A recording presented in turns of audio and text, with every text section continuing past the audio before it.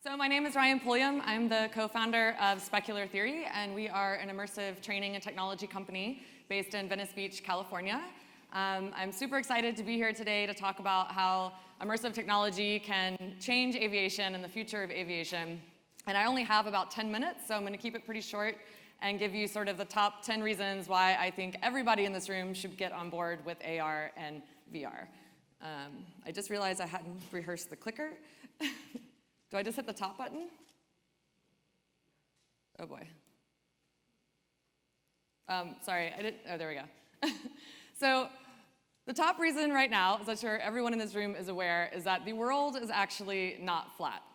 Yet, we've been living in this flat world up until now. We read flat pages, we learn on flat screens, we use flat devices. So the idea that we're no longer confined to these 2D dimensional boxes, this rectangular screen, is super, super exciting. It allows us to shift our perspective of the world, and it's what I call like anti-flat content. And because of that, we can create new curriculum and new ways of learning that appears the same way that it should be in the actual physical world. So we're creating entirely new curriculum that's expansive, it's experiential, and it's game-changing. I don't know why this is... Okay. So this is really important because we learn by doing. You might take a test and you might pass something, but the reality is that when you're training and teaching employees, it doesn't necessarily translate to how well you actually can apply that knowledge. And this is really key because imagine you're in an academic portion, you read something in a book, but you don't necessarily know if you understand it. So the idea that you can put on a headset and then you can say, okay, do I really understand this? Am I learning procedures or systems and how it should be? And the system will recognize, kind of using AI, and say, okay, I don't understand this. Here's where you should be looking and why. And you can choose whether or not you want to have narration on it or visual overlays. So you can basically practice it in every kind of scenario in completely different ways. So the idea is that we can teach certain skills completely independently so that by the time they get to the classroom or the simulator or the actual aircraft and real-world experience, they're that much more prepared. They've been practicing the whole time. And in this sense, VR and AR really is filling that gap. So right now, you have classroom and academics, then you go to legacy motion simulators, and then you go into the actual aircraft. But the reality is that this can cause a lot of delays and wait times because you have to deal with scheduling. And for the most part, students or learners can't access that equipment, so they can't practice those necessarily skills, which is really important when you're talking about something that requires a lot of dexterity or motor memory and things like that. So the idea is that you can learn, see, and do, and then practice and hone your skills and improve your motor memory so that by the time you get to the simulator and the real world, you're just that much more efficient and effective. So in this sense, it's really turning those bottlenecks into learning opportunities. Whereas traditional models, as I mentioned before, take up a lot of time and resources, and it can cause bottlenecks in the learning cycle due to those wait times and scheduling. So to give you an example, I think someone on the last panel just mentioned it actually, but we are one of the companies that recently were awarded a cyber contract by the Air Force. So we are working with them now. We worked originally with a program called Pilot Training Next.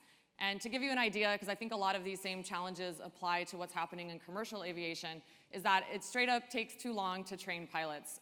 There's a limited number of instructors. It's very standardized. It's sortie-centric, which gets really expensive because you're talking about flights each time. It's a linear progression learning model. They don't really have a user-friendly platform, and they don't really measure performance data or pilot competency. So with immersive technology, we now have an opportunity to turn months of learning into minutes. We've created a self-learning platform. It's task and aptitude-centric.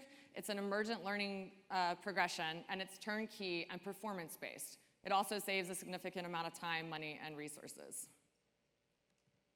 So it's kind of what we are calling the 3 loops model. Number 1, it's experiential. So anytime somebody engages with the content, it's tailored toward them in that moment. And it changes with the environment, so it keeps everyone sort of on that optimum learning curve. Secondly, it's adaptive. So the student's next learning event is actually based on their previous performance, and it's no longer based as a pre-planned syllabus.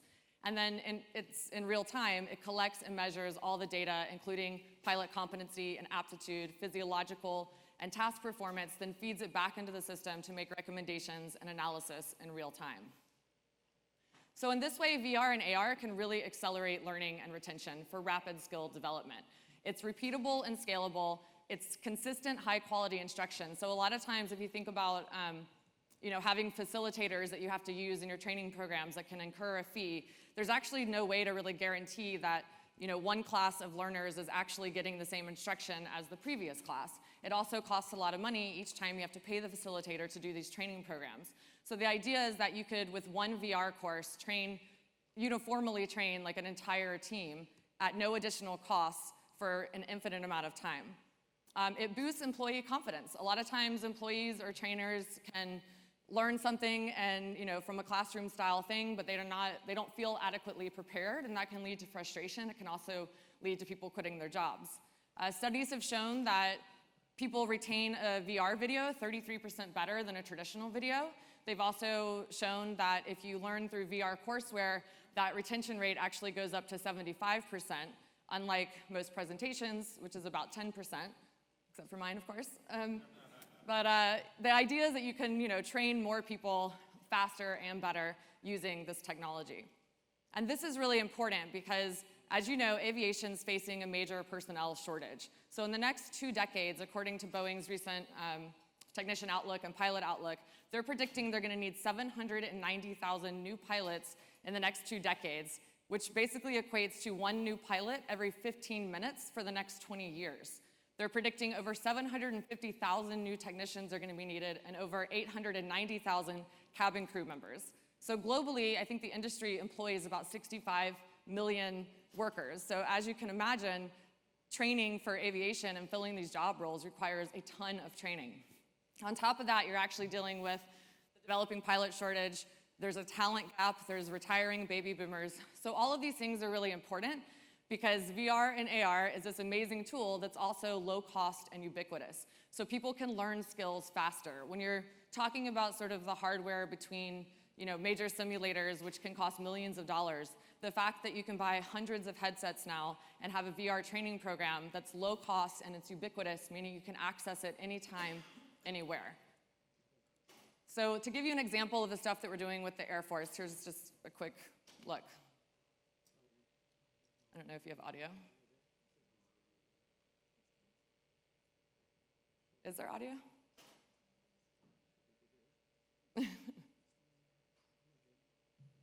All right, it's no big deal, but this is with pilot training next. It's showing kind of what we're doing with the Air Force. We actually have this demo right outside this room, so after this talk, if you're interested, please come by and check it out.